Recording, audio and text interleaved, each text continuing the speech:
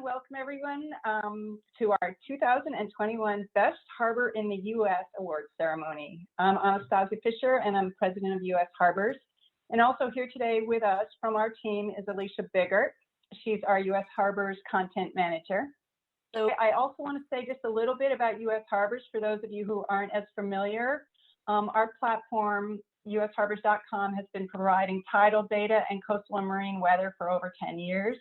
We cover 1,400 harbors in the U.S., all of which were included in this year's contest. That's from Maine to Hawaii, Alaska to Florida, and last year we were thrilled to add the Great Lakes.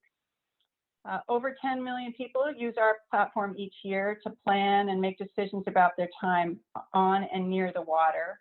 And as a company, U.S. Harbors and all of us who work here are deeply committed to the sustainability and resilience of our coastal communities, both economically and environmentally. This commitment is really one of the reasons we started the Best Harbor contest, along with various other initiatives, such as Harbor Master Appreciation Day. That's when we gather together communities around the country to show our appreciation for those people who are really working our waterfronts and making it possible for us to really be on the waterfronts. So we have National Harbor Master Day and other various initiatives that UCS promote that help strengthen and bring vitality to our coastal communities, our waterfronts, and our water-related ecosystems. So this is our third year running the Best Harbor contest. It's a crowdsourced event where anyone can vote on their favorite harbor. The locations that get the most votes win, and one vote per person. It's all done online and it's very simple. This year, we had over 2,500 people voting, with over 350 harbors receiving one or more votes out of our total of 1,400 eligible locations. And a ton of engagements on social media during the contest, which was a whole lot of fun. And a lot of people sent us in wonderful pictures they have of their harbors and lots of great anecdotal stuff about why their harbor and their community is so wonderful.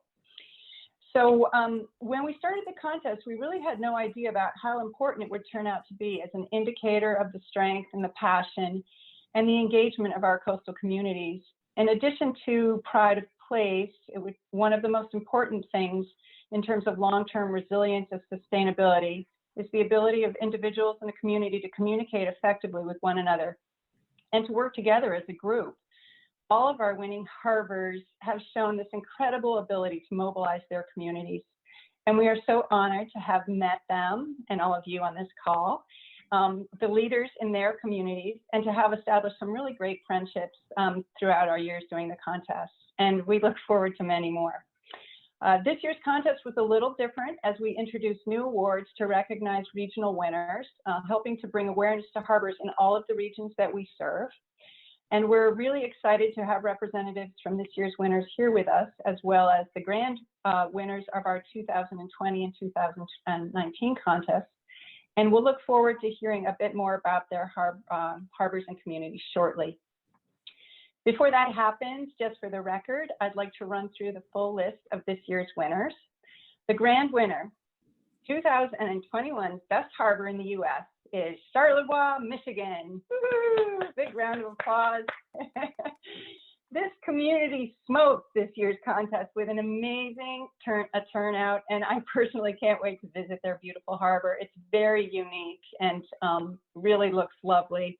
It's especially wonderful for our team here at U.S. Harbors to have a community in the Great Lakes win this award. We just started putting marine and coastal weather up in the Great Lakes for Great Lakes harbors, and we couldn't be more thrilled to have Charlevoix and its neighbors in the Great Lakes participating with us in U.S. Harbors. We're really looking forward to learning more about the coastal communities in their area, and especially look forward to making good friends there. This year's regional winners include, in the Pacific, Depot Bay, Oregon. Yay!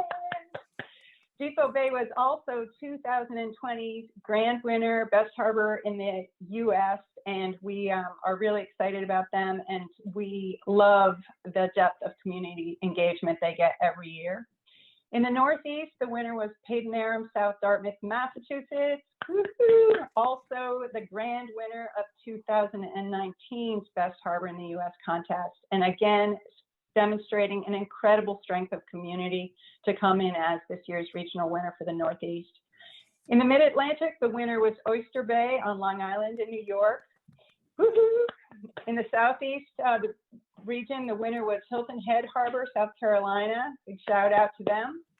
And in the Gulf Coast region, the winning harbor was Englewood in Lemon Bay, Florida. And I'm also going to announce our 2021 Best Harbor finalists.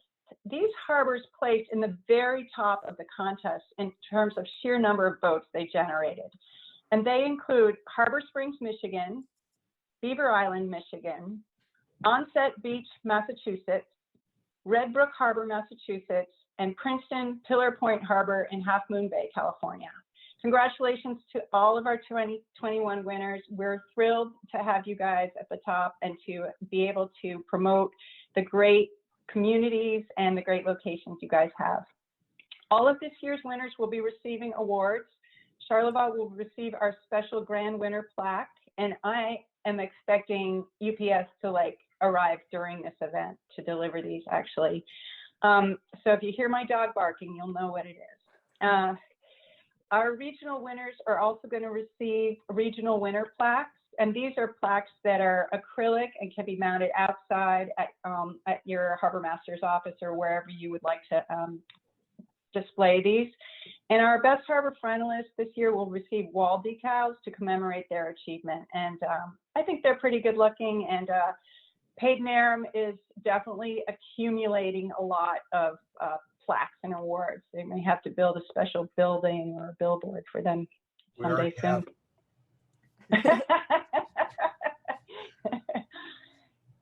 In addition, this year we have a really special award. It's the first time we've offered this, and it's developed and offered by our tech partners at Divirod, and we have several of them on the line here with us. It's a coastal tide and water level station.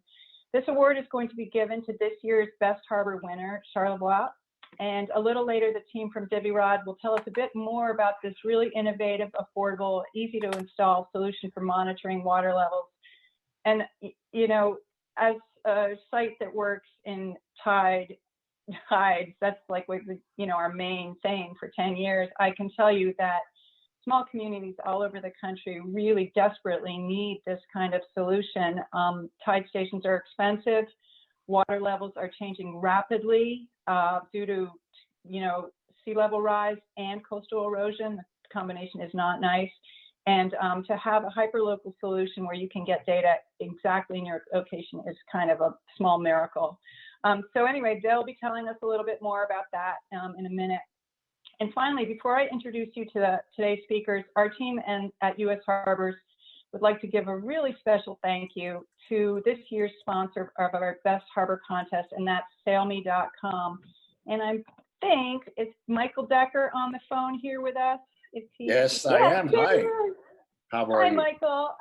Good. I just wanted to introduce you and let you say a few words. Yeah, go. Absolutely. Tell us about Sailme. We're actually very, very happy to be a sponsor of the U.S. Harbors 2021 event, and congratulations to the winner. Just a couple of words about Sail.me. We're a fast-growing boat charter and rental peer-to-peer marketplace. Boat owners can publish their boats, and boat lovers can enjoy an amazing experience on the water. If you're not a charter operator already, it's a great way to monetize your boat also. A lot of boats are indeed in their berth more often than they're on the water. This is a great way to monetize your boat. We started in Europe. We have about 4,000 boats listed in Europe, Mediterranean, Greece, etc., Southern Europe. And my job as US marketing director is to grow the US market. So please get the word out. Sail.me or Sail.me is a really great opportunity for any boat owners, etc. Oh, thanks again for that. So now I'm going to introduce some of the wonderful people from this year's winning harbors and let them tell us a little bit about their harbors and the community. So from Charlevoix, Michigan, the grand winner and best harbor 2021, I first want to introduce Denny McDermott, is Charlevoix, Michigan's harbor master. Hey, Denny, how are you? Hi, I'm doing great, thank you. We're pretty excited and pretty proud to win this award. It's a big thing for our community. We all put a high priority on our marina. We have a really unique location where we have both an inland waterway, Lake Charlevoix, and then the Pine River that takes us out to the big lake. In our town, our marina is embedded right in our downtown, which makes it awesome. You can see the farmers market right from your boat. So we really appreciate this award, and I think my staff is very proud, and it's very motivating. It's also going to be a standard that's set so high that we're going to have to achieve every year. But anyways, thank you. We're very happy. Great. Thank you so much for coming by and visiting us. And I can't wait to meet you and see your harbor. It's such a cool harbor. If you haven't had a chance to go online and take a look, we do have a picture of it on our Best Harbors site, but definitely check it out. Super unique and really, really lovely. Also from Charlevoix, we have Amanda Wilkin. Amanda, are you with us? Yay, hi. Hey there. Amanda is Director of Visit Charlevoix, and then we'd love to hear from you, Amanda. Yeah, sure. So we in Charlevoix are so thrilled to get this award, and all the people that voted for us, we're so thankful for their votes, and it definitely is a well-deserved award because it's just a beautiful harbor. It really sets our community apart, and it is such an important piece of our community. It makes our downtown a very popular place to be. We've got lots of boat traffic and car traffic. So it's definitely a very beautiful place. And if you haven't been to Northwest Michigan, I highly suggest you come. And Charlevoix is truly the gem of the Northwest coast. Great, thank you for that. And we'll definitely plan. What's the nearest big airport that I should plan to come to when I come over there? Yeah, you can fly into Traverse City or Pellston. So we've got two airports about an hour away from us, but there's also a lot of private and very small commercial flights that come into Charlevoix as well. Oh, great, super. As somebody who's really knows a lot about the town, what do you recommend I do when I get there, besides meet you guys? So the coolest part about our harbor is that it's walkable to everything. And I think that's why it's a really popular place to be as well. It's walkable to everything downtown, grocery stores, everything you need for your boat is a walkable destination. So that's really a part that sets us apart. And other things that you can look forward to are visiting our Earl Young mushroom houses. It's probably our #1 attraction right now. Big architecture built in the 1920s through 70s, 27 different homes. They're called mushroom houses because they look like they grew up out of the ground like a mushroom. Also walkable from our downtown harbor. Castle Farms is another popular attraction. And then just our recreational opportunities are really, really nice. We have, I tell everyone, I'm like, we're full of beaches and we're full of boating. So that's what we do here in Charlevoix. So great place to hike, bike, paddle sports, all of that. And wherever you go, you have a view of the water here. It's really beautiful. And this is my normal Zoom background. It's not just for this award. I thought it was pretty appropriate when I hopped on. I was like, oh, my Zoom background fits today. It's for marina, so. It certainly does. It really looks lovely. Yeah, I definitely want to get out there. I'm very excited. We'd love to have you.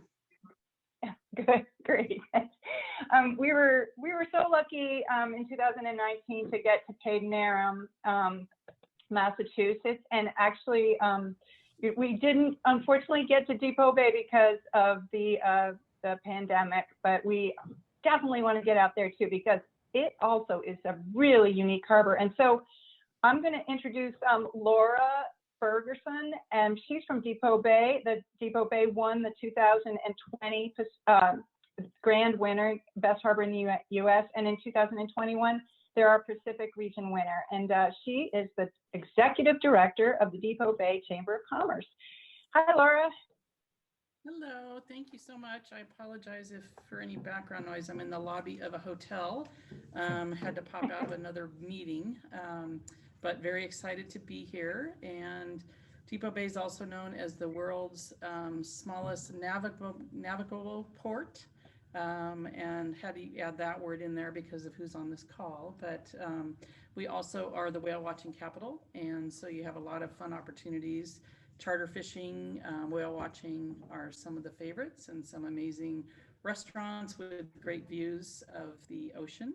We actually are right along the seawall. And so on king tides, we'll actually have the waves will go all the way over through we have two spouting horns. It actually goes all the way over 4 lanes of traffic on Highway 101. So that's one of the best times, I think, to visit. Just bring your rain gear and stay safe, but it's very fun. And we're definitely are looking forward to actually celebrating this year.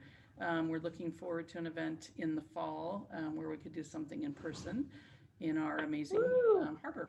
So we are. Let us know. We want to come. Yes, definitely. We would love you to. That's really exciting. Yeah, the celebration sort of really got stymied last year, but regardless, we've been thinking about you guys, and I often look at the pictures of Depot Bay because it's such an amazing,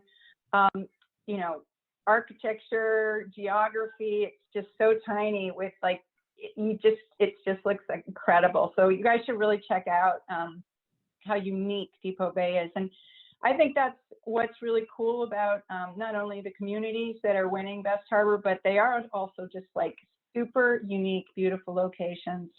Let's see, is Steve Mello here? He was going to try to make it, but Sean is here, I think. Hi, Sean. From Paden-Aram, South Dartmouth, Massachusetts, 2021's Northeast Regional winner, and 2019's Grand winner, and our first winner of the Best Harbor in the U.S. contest. It was Paden-Aram, South Dartmouth, and we have Sean McDonald, and Sean is the chairman of the Town of Dartmouth Select Board. Welcome, Sean. Hi. Wow, this is a great honor, that's for sure. Steve Mello he's in the participant category. I saw his name there, so a lot. Oh, see, really? Here it is. Steve's here. Steve's probably one of the crown jewels of the village or in the harbor. Steve is our harbor master, and he does an outstanding job. And I tell you, Paden-Aram, the harbor itself is constantly busy. Whether it's recreational boating, commercial fishing, we also have oyster farming in the bay, so that helps the water quality. And there's more of that to come. The town of Dartmouth is also doing a harbor master plan, a harbor plan to grow the harbor even more, to offer more opportunities for recreational boating, and also looking to do probably a municipal marina. We have a lot of private marinas. We don't have a municipal one, but eventually we'll get that. And to house all these wonderful awards that we seem to be garnering here, we built a welcoming center near the harbor with the help of a seaport grant from the Commonwealth of Massachusetts. That boaters can come in from the harbor, grab a quick shower, change up, come into the village and enjoy a good meal. Small amount of libations. So we know we don't We don't drink and boat. But everything's there to come in shopping, to get supplies. And the fact that the town of Dartmouth itself sits between, two major cities, Providence and Boston. We're 45, well, technically we're an hour away from Boston, but the way we drive in Massachusetts, it's about 45 minutes from here. Providence is 20 minutes away. And just as a reference, we are not Cape Cod. We're a little bit away from Cape Cod, but if you're boating from Long Island to Maine, we're a good stop away, good rest area for the day, and you can go back where you can see Martha's Vineyard from where we are on a good day. So, I mean, it's a great opportunity, and this is something that the community is very proud of. And it's nice to be sitting in the chair seat and getting this award because it makes me look good. And I need all the help I can get. Well, you guys have an incredibly lovely place. And since I have been there, I can definitely say that 100%. And the food is incredible, easy to walk around, beautiful little harbor. So yeah, I'm really excited to hear about your plans. You definitely share them with us. We'd love to get a picture or two of your visitor center so that we can post that in our stuff. That would be really cool. And we look forward to hearing. I'm sure Steve can send you along that. Steve, like I said, Steve Mello is probably, this town really hasn't had that many harbor masters in my tenure. Even in town meeting, and since I've been active since 1976, we've really only had 2 harbor masters, Arthur Dias, who is Steve's grandfather-in-law, and Steve himself. So we've been very fortunate to have long-term serving people. Steve knows the waters very well. He knows the people, and people like Steve, and we like Steve too. So I know he's listening. And we like probably, Steve too. Yep. I know he's listening, so I guess my point's in with Steve. No, Steve's a great guy. We appreciate his work. We love Steve. Hi, Steve. I did send you the presenter link, but maybe I got some typo or something, but we're looking forward to seeing you when we can travel again. So hopefully we'll be able to stop in and say hi in person. We miss seeing your face. So we'll look forward to that. All right, so from Hilton Head, we also, one of our 2021 Southeast Regional winner, we have Erica Sheets with us. Hey, Erica, how are you? Hi guys, how are you? Good. So we'd love to hear just a little bit more about you're with Palmetto Dunes Resort and in Hilton Head. So you want to tell us a little bit more about your great harbor and community? Yeah, I don't know if anybody else is familiar with Hilton Head Island in the southern coast of South Carolina. Our island was discovered by William Hilton probably about 350 years ago. And Shelter Cove Harbor, which is a part of Palmetto Dunes Resort, is essentially in the center of the island. And it's become a really hot spot for activities and dining and anything you can think of. Actually, tonight we are getting ready to shoot off fireworks that we shoot off every week for about a month and a half in the summer for an activity we call Harbor Fest. It is actually the only fireworks on the island that are going to be shot off for July 4th. So we're incredibly excited to have this activity back at our Shelter Cove Marina. We have over 178 slips, and our marina actually was man-made. About 600,000 cubic yards of sand were dug up in the middle of Broad Creek that kind of runs through the middle of our island. And that sand was used to refurbish the beaches over at Palmetto Dunes. So an incredible feat. The cost was over $1 million to do, and that was done about 30 years ago. So we're the largest deep water marina on Hilton Head Island, and this beautiful background here is our Neptune statue, was actually the largest working sundial in the United States.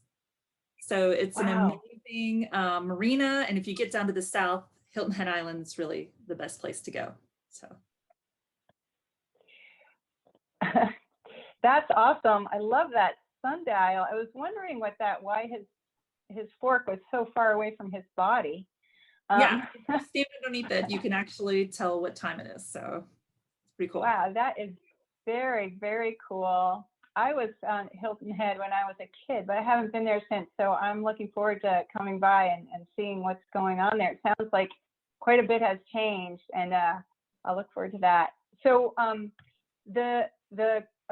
the issue with the sand being transported now, that's happening all over the United States these days. I mean, we think that beaches are natural, but many of them are no longer natural, and the erosion that's happening is like wild. Yeah, so that's a really so important educational point for everybody that is, coastal, and to understand really the dynamics of what it takes to maintain a really nice beach and experience on the coast. It's not so simple. Yeah, Hilton Head is actually pretty well known for sustainability and nature. There's no large signs. Nearly every single building on the island can't be bright colors. Which makes it a little hard to get around. And there's a lot of rules around cutting any trees down. And there's a lot of private communities. And the beach that was refurbished is a 3-mile long private beach that's available for homeowners and people that rent vacation rentals and people who stay at our marina. So it's pretty exciting. Great.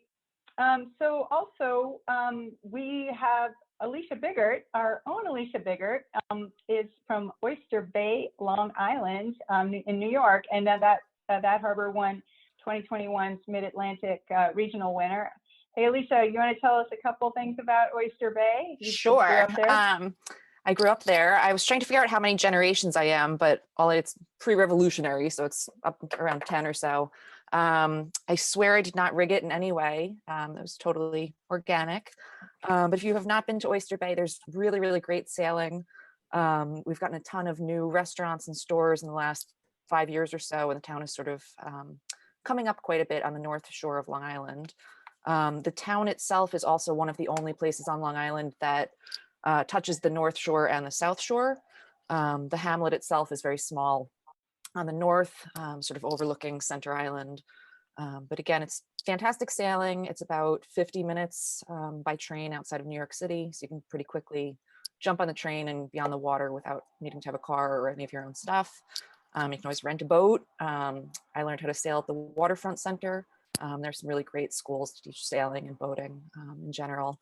And just some fantastic rental places. Again, it's sort of a town that's geared toward city people making their way out and experiencing the water, and then some beautiful homes. It's also where Teddy Roosevelt had his summer White House, so you can take a quick walk or drive up to Sagamore Hill, which also has a beautiful view of the harbor. That is my hometown. That's great. Well, congratulations to your hometown, and we're really lucky that Alicia is here in Maine working with us for a while, and we're very possessive of her.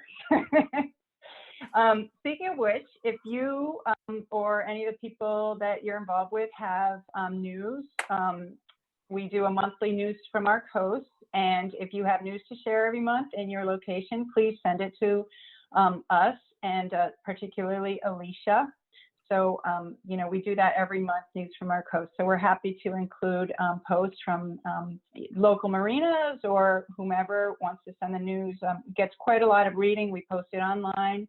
We post it, we do a social media link to it, and we also send it out to our email database, and they enjoy reading it. So we started it at the beginning of COVID, and it's turned out to be such a success that we are going to continue doing it every month. So, all right. So now, thanks all. Now, as promised, I'm going to introduce the folks from Divirod, and those are people behind this brilliant new tide station technology, and they're going to talk a little bit about the company and the technology behind it. And representing them, I think we have a couple people on the phone. I think we have their CEO and founder, Javier Marti, on the phone, and also their chief technology, Heiko Utlaf. I think I pronounced his name correctly. I'm not sure. To share a little bit about this really cool technology. So Heiko, would you take it away? Sure, I have a few slides to share if that's okay, Anastasia. Sure, I think everybody has screen sharing, so I think you can do it. If you let me know if you have any problems. Well, the question of COVID, can everybody see my screen? Yes. Yes. That's great. So thank you again, Anastasia, for the opportunity to share a bit about what Divirod does. As it says right on this first slide, Divirod is a company very active in the resiliency against water risks. So with the message that you bring out, Anastasia, how resiliency can help coastal communities really resonates strongly with our company. We are a tech company, and what we do is we build innovative, scalable tech, and our goal is to account for every drop of water. So on the left-hand side, there's a video running how we actually do it. It's full-on space age stuff. We are picking up satellite reflections from the sky off of water surfaces, and there you see a little unit that collects all of that. But really more important for me is the network that we're building up. We are building out a data layer that collects data from anywhere, as you see here in the United States, but we also have global ambitions to measure every drop of water that we have on the planet to ultimately help everybody to know more about water and act based on actual information.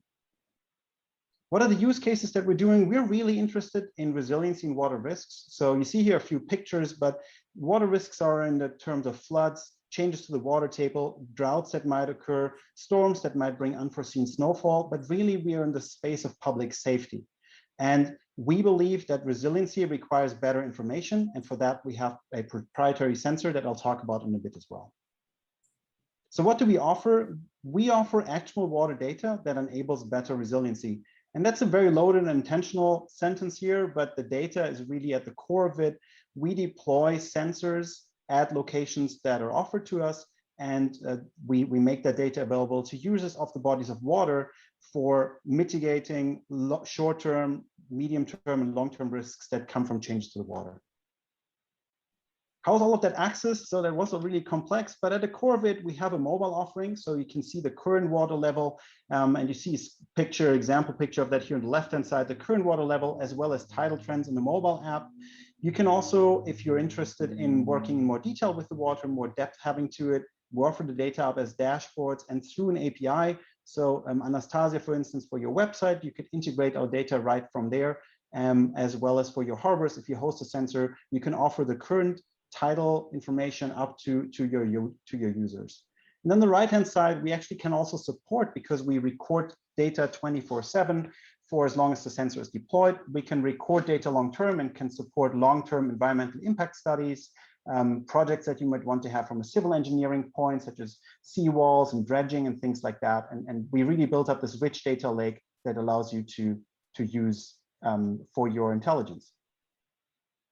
Here's some examples of how the sensor is actually installed. So you see the left-hand side, there's a little picture. You see the footprint of the unit is relatively small.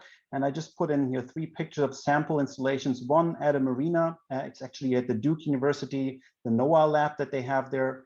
We have deployed in lakes and in rivers. And really the unit is not that difficult to install. It needs a power outlet, and then it takes about 15 minutes to install. You can also run it off of a solar cell. You see the footprint again of the sensor is relatively small.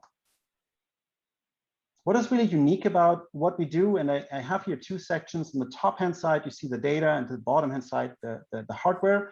So our data can actually augment existing data set. If your harbor doesn't have a NOAA tidal stage, you could have one of our sensors deployed and augment other information that you might want to have about your location.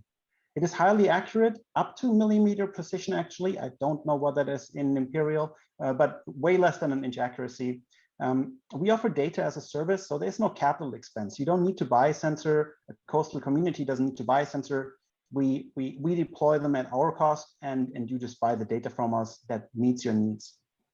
All the data is real time, and we provide updates and forecasts.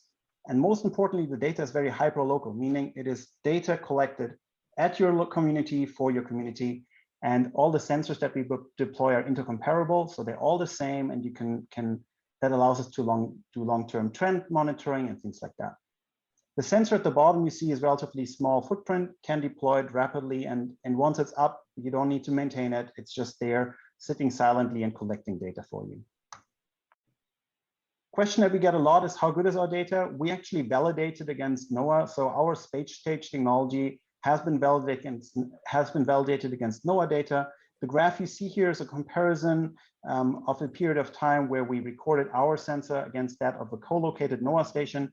And you see here where we were deployed relative to that NOAA station. So that's it. Very, very short introduction of Divirod. If you have any questions, please feel free to reach out to info@divirod.com or through Anastasia. I'm sure she's happy to facilitate.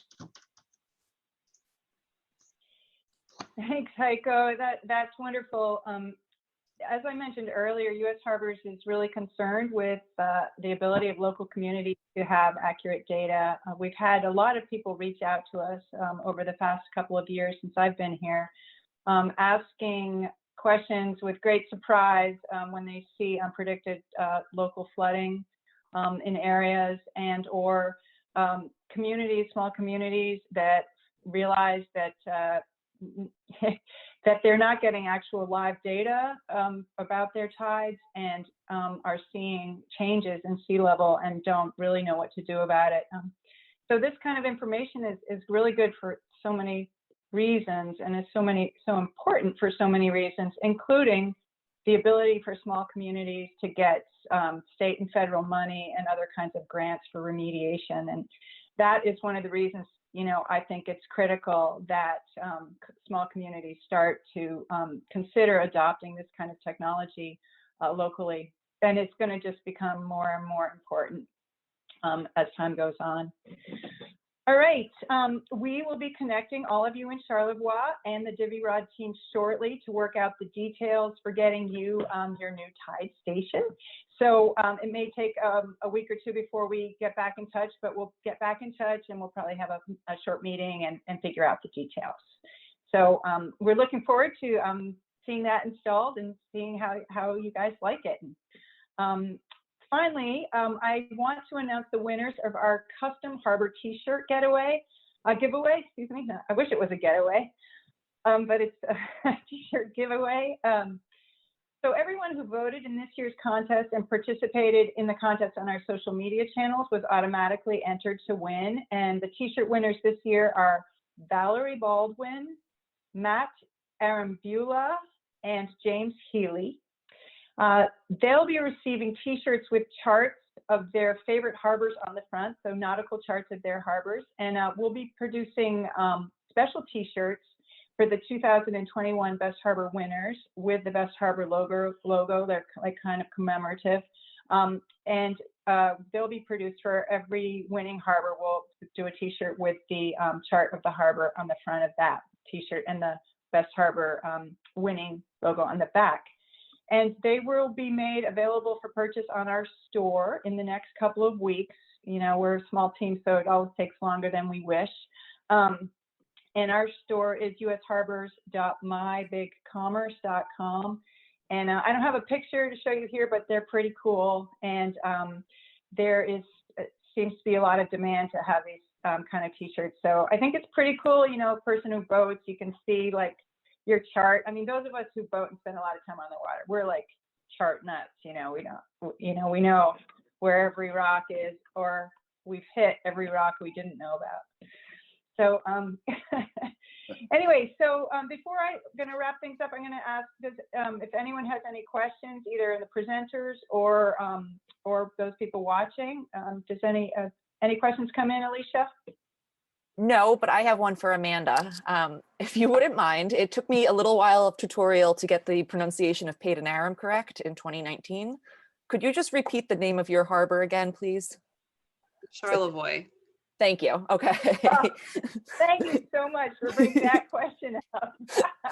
Want to make sure I get it right. Good one. Thanks for asking. Yeah.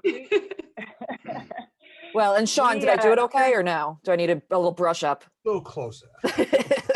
It's Wampanoags. It's the Wampanoags. It's entirely different, but around here it's Patenarum. We skip that A. Oh. Okay. We do occasionally pronounce an R, but not often. So we're lucky we're not car or ha or we have a harbor. We don't have a harbor. We have a harbor. H-A-B-A. Harbor. And that's the truth. Yeah, I think I was pronouncing Charlevoix. Is that right?